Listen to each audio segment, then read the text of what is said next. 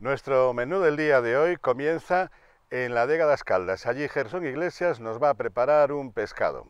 Para aliños, un vinagre del Ribeiro de una bodega que acaba de comenzar a comercializar los primeros vinagres artesanos de Galicia. Hablaremos también de una bodega singularísima, porque es la única bodega que existe y que comercializa sus vinos desde un monasterio también en Galicia. Y cerraremos el programa con una propuesta de rutas para estos primeros fines de semana de otoño. Con estos ingredientes hemos preparado nuestro Cousas de Comer de hoy. Bienvenidos al programa.